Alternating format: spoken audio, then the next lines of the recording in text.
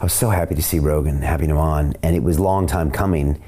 And you could see why, because Rogan opened up and said, look, I've had a media bias about you, and that's why I didn't want you on. And a lot of people would be surprised that Rogan would say that, but I find myself in the same situation sometimes. I've been doing this for 12 years, and a lot of times, even though I'm swimming in the concept of media, I will have a media bias over someone. Yes. And I'll be like, oh, they're that person.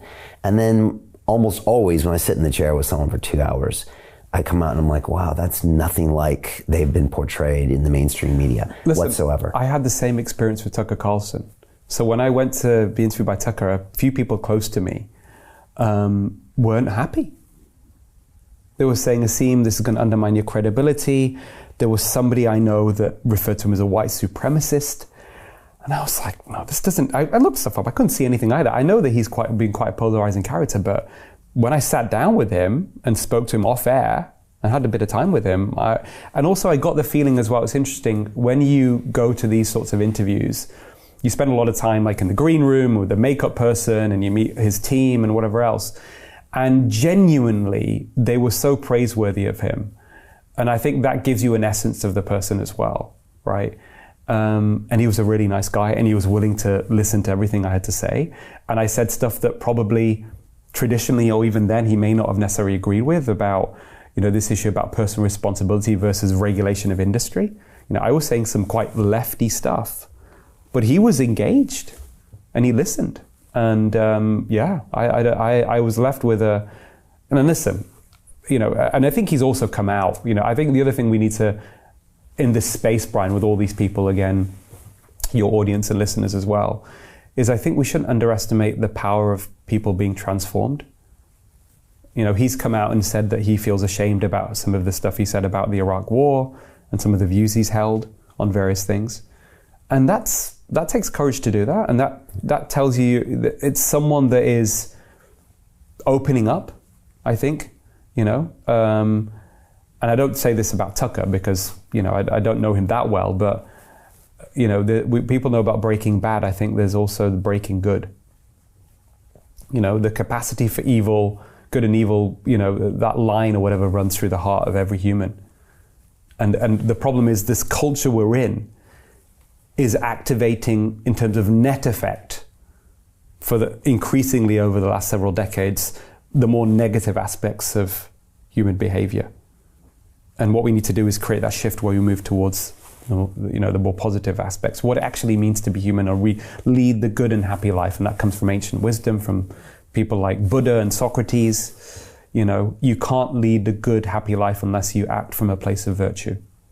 That means being honest, speaking the truth, being courageous, making sure that you do everything you can to ensure that we live in a just world.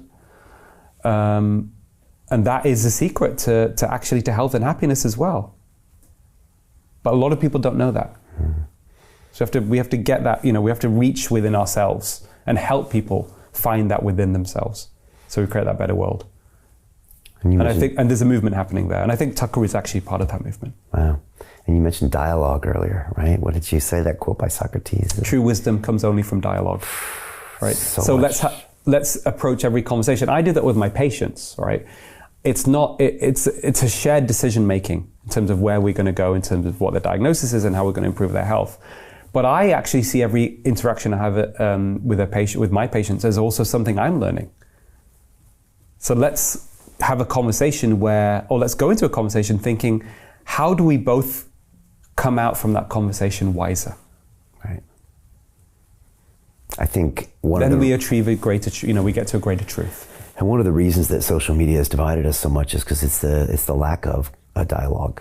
We don't sit in the same room with someone and really understand where they're coming from, and they understand where we're coming from. I'm convinced you could eliminate most of the problems in this world if you put those two people that were bickering on Twitter in the same room for a couple hours. Yeah. And they would leave thinking, wow, okay, now I understand why they feel that way, and they understand that I feel this way. We understand we're both humans, and we understand that, like you said earlier, probably both good in us, and we probably both want justice.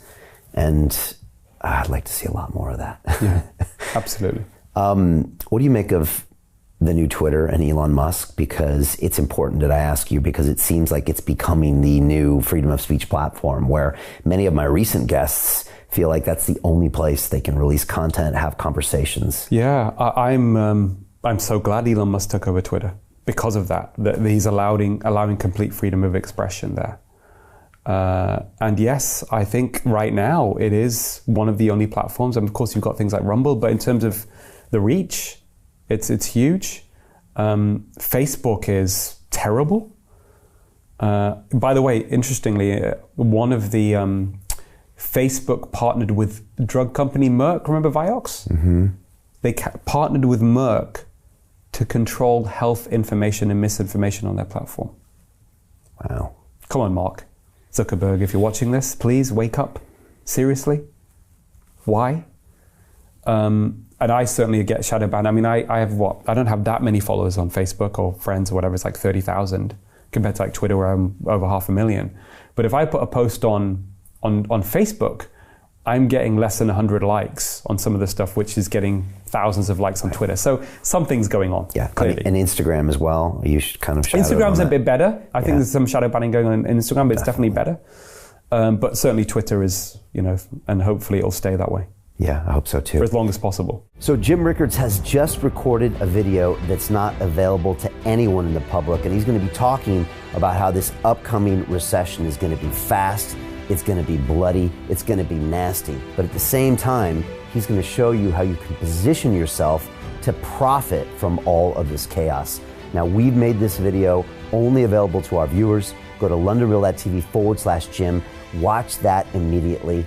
I can't say enough good things about Jim Rickards. He understands the global economic system better than any guest I've ever had on London Real.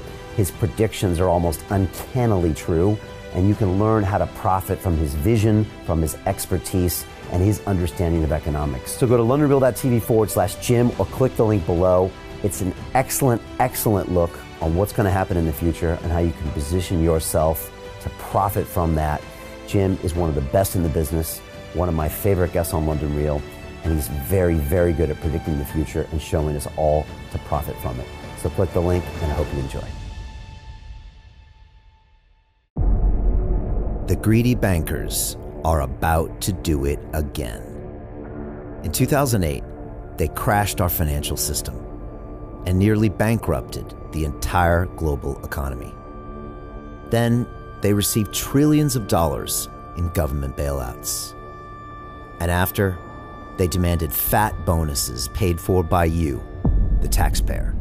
It turns out the banks haven't just been screwing the American taxpayers, they're also screwing over their investors. Turns out the banking industry is the worst place you could put your money, despite enormous taxpayer bailouts. Now the bankers are back to take away your financial freedom.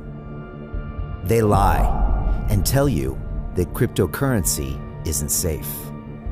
They try to make it illegal for you to choose how to invest your hard-earned money. They lie and say cryptocurrency is used by money launderers and criminals. But look at the record. It's the banks themselves that launder hundreds of billions of dollars every year to the biggest criminal operations in the world.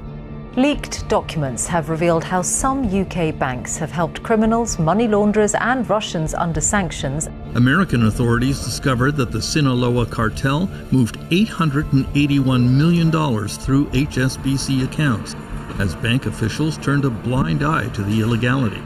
The bankers lie and say cryptocurrency is not a real investment. Meanwhile, the smartest CEOs in the world are buying billions and billions of it. The truth is that banks lie about cryptocurrency because it makes them scared. The banks take $9 trillion per year of your hard-earned money, and they are worried that they will finally be exposed. They're scared because crypto means they can no longer control your money, which means they can no longer control you. They are scared because you might actually understand your money and intelligently decide what to do with it. Now is the time for us to come together, fight back, and take control. It's time to educate ourselves, our families, and our communities. Because financial education means financial freedom. We know that cryptocurrencies will help us build the new decentralized financial system of the future. A banking system that is of the people, by the people, and for the people. A banking system where access to finance is a fundamental human right. A banking system that is free and fair and welcomes all humans on this earth. The DeFi revolution is happening. We, the people, can no longer be fooled. We choose to take control of our finances. We choose to take control of our freedom. We choose to take control of our future. Join us, and let's take back our financial freedom forever.